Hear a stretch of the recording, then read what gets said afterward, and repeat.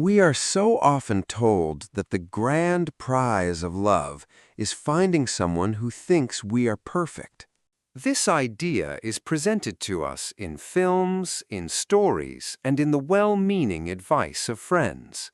They tell us to seek a partner who places us on a pedestal, who sees no flaws, and who looks at us with constant, unwavering admiration. It's a seductive fantasy, the idea of being someone's flawless ideal, the answer to their every question.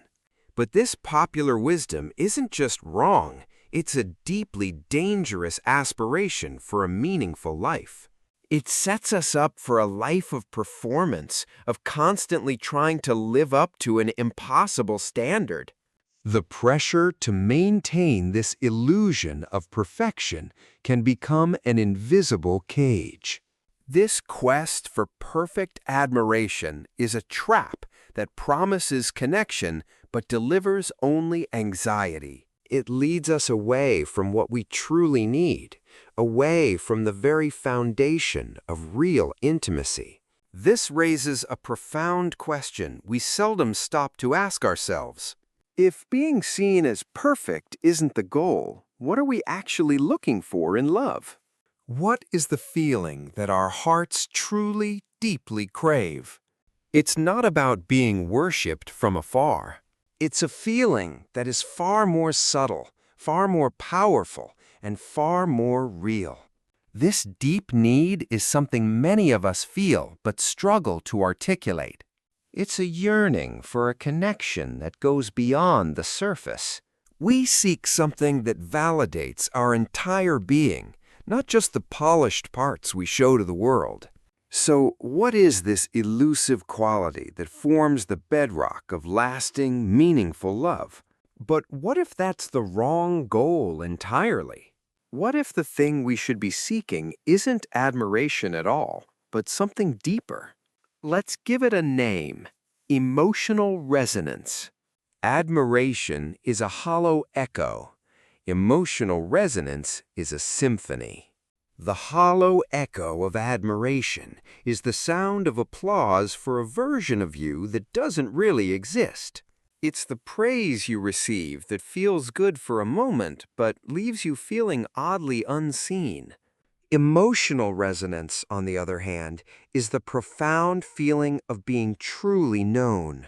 It is the quiet hum of understanding that vibrates between two people.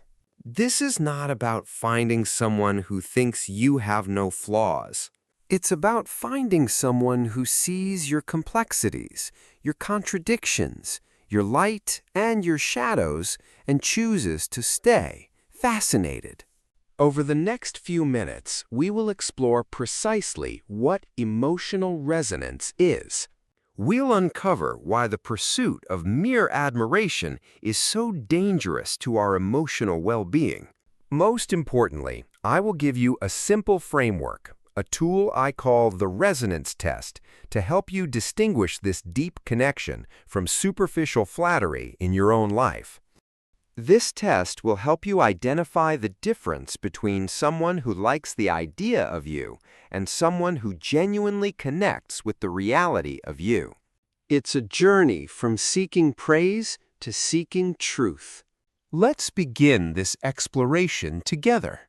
Understanding this distinction is the key to unlocking a more authentic and fulfilling way of loving. So, what does this concept of emotional resonance actually feel like in practice? It is crucial to understand that resonance is not the same as agreement. Your partner doesn't need to agree with your every thought or decision to create resonance. In fact, sometimes the most resonant moments happen in the midst of gentle disagreement. Resonance is about feeling that your internal state, your emotional reality, is accurately seen, acknowledged, and honored by another person. It's the feeling of someone else's empathy creating a mirror for your own soul. Let's imagine a scenario to make this crystal clear. Picture a woman named Clara who has just received a major promotion at work after months of grueling effort. She comes home, exhausted but proud, and tells her partner. Partner A, let's call him Tom, immediately pops a bottle of champagne. "That's my rock star! I always knew you were the best. Let's celebrate." He showers her with praise, celebrating the victory. This is the hollow echo. It's positive, it's supportive, but it's focused entirely on the external outcome. Now, consider partner B. Let's call him Sam. When Clara tells Sam the news, he pauses, looks at her, and a slow smile spreads across his face. He pulls her into a hug and says, "I remember all those nights you worked late, feeling like you weren't making any progress." He continues, "I know how much you doubted yourself 2 months ago and how much you sacrificed to get this done. The work you did was incredible, and I am just so deeply proud of you." Sam's reaction is true resonance. He isn't just celebrating the promotion, he is acknowledging the journey. He saw her struggle, her doubt, and her perseverance. He understood the private story behind the public success. Tom celebrated the achievement. Sam validated the person. That is the fundamental difference. One response praises the win, making Clara feel celebrated. The other response honors the struggle, making Clara feel profoundly seen. Emotional resonance isn't loud. It's a deep, quiet recognition that says, "I see you. I see what this cost you, and I'm here with you." It is the feeling of having a compassionate witness to your life, not just a cheerleader in the stands. This is the quality of connection that builds a foundation of unshakable trust and intimacy. It's the difference between a partner who watches your life and one who truly shares it. If resonance is the goal, then we must also understand the inherent danger of its opposite, the hollow echo of pure admiration. On the surface, being put on a pedestal seems like the ultimate compliment. Who wouldn't want a partner who thinks they are brilliant, beautiful, and flawless in every way? But psychology tells us that for the discerning person, this experience is not just flattering, it's terrifying. This is the danger we hinted at in the beginning. Being put on a pedestal isn't a compliment. It's a cage built for a person who doesn't exist. Think about it. When someone sees you as perfect, they are not in a relationship with you. They are in a relationship with a fantasy, a projection of their own ideals and needs. You become a character in their story, not a co-author in a shared one. And this creates an immense unspoken pressure. You begin to feel the need to perform, to edit your behavior, to hide the messy, complicated, and beautifully human parts of yourself for fear of disappointing them. Every moment becomes a test to see if you can live up to the impossible image they hold of you. And the most terrifying question of all lurks beneath the surface of every interaction. What happens when the real you shows up? What happens on the day you are irritable or insecure, or when you fail at something important? The fall from a pedestal is always a painful one. And a partner who has only admired your perfection is ill-equipped to catch you. Their love is conditional on you maintaining an illusion. This is why praise from someone who doesn't truly know you can feel so alarming. It reveals that they haven't seen you correctly. They have flatteringly but frighteningly overestimated you in a way that is bound to lead to problems later on. A partner who worships your strengths will be bewildered by your weaknesses. But a partner who is resonant with your soul will understand that your strengths and weaknesses are woven from the same thread. They will not be surprised when your humanity appears. They will have been waiting to welcome it all along. This brings us to a subtle but profoundly important insight about love. We don't actually want a partner who accepts and loves every single part of us unconditionally. That sounds nice in a greeting card, but in reality, we know that's not honest. We all have parts of ourselves that are difficult. Our defensiveness when we feel hurt, our moments of anxiety, our stubborn pride. To have these parts met with blind, unthinking acceptance would feel like a form of neglect, as if the other person isn't paying close enough attention. What we crave is something more nuanced, something more real. We crave a compassionate witness. We want someone who can look at our flaws, at the jagged and incomplete pieces of our character, and not turn away. We don't need them to love our anxiety, but we deeply need them to understand what it feels like for us and to be kind in its presence. We don't need them to applaud our defensiveness, but we ache for them to see the underlying fear that causes it. True intimacy isn't about loving everything about your partner. It's about understanding the parts you don't and choosing to stay. This is the ultimate validation. It is the quiet acknowledgement that our imperfections do not disqualify us from love. And it's okay to have those complicated bits. In fact, they're essential. The greatest gift a partner can give you is not to ignore your scars, but to know the story of how you got them and to hold your hand with gentle recognition. This kind of love doesn't try to fix you. It doesn't try to erase your past.